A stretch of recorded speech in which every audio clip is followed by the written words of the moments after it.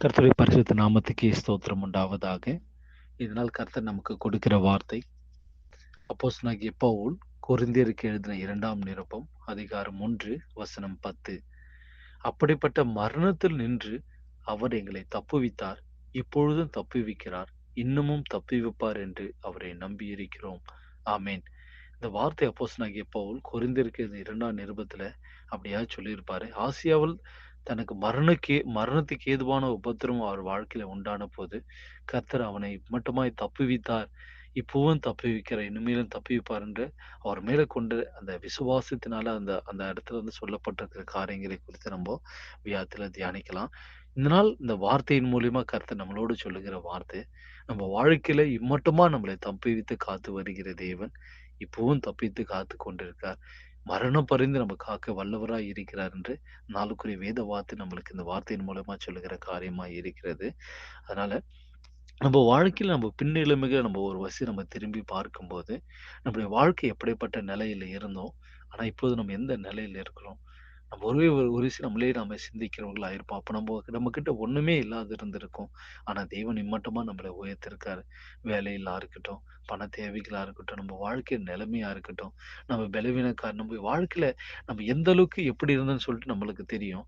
ஆனா அந்த முன்னிலைமையில தேவன் இந்த பின்னிலைமை நம்ம இம்மட்டமா எவ்வளவு ஆசீர்வதித்திருக்காருன்னு சொல்லிட்டு நம்மையும் நாம திரும்பி பார்க்கிறவர்களா இருக்கணும். நம்ம கையில ஒண்ணுமே இல்லாது இருந்தோம்.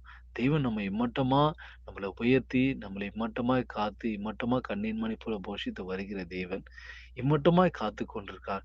இதுமேலும் மரணம் பரியந்தம் நம்ம காக்க வல்லவராய் இருக்கிறார் என்று இந்த வேத்திரு மூலமா இதனால் நம்ம கேட்டுக்கொண்ட எல்லாருக்கும் கர்த்தர் கொடுக்கிற வார்த்தையாய் இருக்கிறது.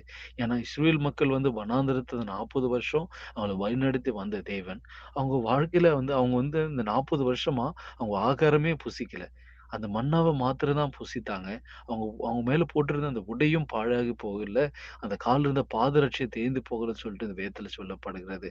அவங்கள எப்படியாவது அப்படின்னா கழுகு தன் குஞ்சுகளை சிறகு மேல சுமந்து வருகிறது போல அவங்கள அப்படியா சுமந்து வந்தாரு. இம்மட்டுமா தேவன் நம்ம வாழ்க்கையில நம்ம பழைய நிலைமையில இருந்த நம்ம இம்மட்டமா இந்த நாள் வரைக்கும் நம்மளை இம்மட்டமாய் தம்முடைய தோள்கள் மேல சுமந்து நம்மளை இம்மட்டமாய் காத்து வருகிற தேவன் இம்மட்டமாய் காத்து கொண்டிருக்கார். நம்மளை மரணம் பரிந்த காக்க வல்லவராய் இருக்கிறார்னு சொல்லிட்டு இந்த நாள் இந்த வேத வார்த்தையின் மூலமா நம்மளோடு பேசப்படுகிற வேத வார்த்தையா இருக்கிறது. இந்த வார்த்தையை கேட்டுக்கொண்ட எல்லாருக்கும் கர்த்தர் சொல்லுகிறது, நீங்க எதற்காகவும் கவலைப்படாதீங்க. எதுக்காக கலங்கி நிக்காதீங்க. உங்க ஃபியூச்சர பார்த்து, உங்க தேவைகள பார்த்து எதுவும் கலங்கி நிக்காதீங்க. இம்மட்டுமா உங்களை சுமந்து வந்த தேவன். இது எதுக்குமே நாங்க தகுதியற்றவர்கள். இம்மட்டுமாய் சுமந்து கொண்டிருக்காரு. இதுக்கு மேல நம்ம சுமக்க அவர் வல்லவராய் இருக்கிறார்ன்றது நாளுக்குரிய வேத வார்த்தையா கர்த்தர் நமக்கு கொடுக்கிற பெரிய பாக்கியமா இருக்கிறது. இதான் அந்த கர்த்தருடைய வார்த்தை. நம்ம நெறைய காரியங்களுக்காக கவலைப்பட்டு நம்ம வாழ்க்கை எப்படி இருக்குமோன்னு சொல்லி நம்மளா நம்மளே நம்ம கலங்கி கொண்டிருக்க ஆத்துமாக்கள் ஆகிய நமக்கு இந்த நாள் கொடுக்கிற வார்த்தை. நம்மை சுமக்க ஒருத்தர் இருக்காரு. நம்ம தேவைகளை சந்திக்க நமக்கு ஒருத்தர் இருக்கார். எல்லாவற்றுக்கும் மேலானவர் நம்முடைய தகப்பன் நம்மோடு இருக்கிறார்ன்னு சொல்லிட்டு நான் நமக்கு வாக்குத்தத்தமா கொடுக்கிற வேத வார்த்தையா இருக்கிறது. இதுதான் கர்த்தருடைய வார்த்தை. இந்த வார்த்தை கேட்டுக்கொண்ட எல்லாரும் இதை நம்ம விசுவாசிக்கிறவங்களா, அவர் மேல் நம்ம விசுவாசம் வைக்கிறவங்களா, மரணம் பரி நடத்த அவர் வல்லவராய் இருக்கிறார்ன்னு சொல்லிட்டு இந்த வேதத்தின் மூலமா சொல்லப்படுகிற காரியமா இருக்கிறது. இதுதான் கர்த்தருடைய வார்த்தை. கர்த்தர் தாமே தம்முடைய வசனத்தை ஆசீர்வதிப்பாராக. ஆமென். எங்கள் அளவுக்கு அதிகமா நேசிக்கிற அன்பின் ஆண்டவரே, இரக்கமுள்ளவரே, தயவுள்ளவரே, உம்மை ஸ்தோத்திரிக்கிறேன். வாழ்க்கையில் கொடுத்த இந்த புதிய நாளுக்காய் நன்றி. இந்த நாளுக்குரிய ஆசீர்வாதத்துக்காய் நன்றி. இந்த நாள் கொடுத்த இந்த வேத வார்த்தைக்காய் நன்றி அப்பா. எம்மட்டுமா எங்களை அப்பா வழிநடத்தி வந்து எங்களை தாங்கி வந்தீங்கப்பா, நன்றி. எம்மட்டுமா எங்களை காத்து வரீங்க. எம்மட்டுமா எங்களை தப்புவித்து வரீங்க. நன்றி அப்பா. எங்க மரண பரியந்தம் தப்புவிக்க என் தேவன் நீங்கள் போதுமானவராய் இருக்கீன்னு சொல்லிட்டு வேதத்தின் மூலமா சொல்லப்பட்டிருக்கப்பா. அதை நாங்கள் விசுவாசிக்கிறோம்.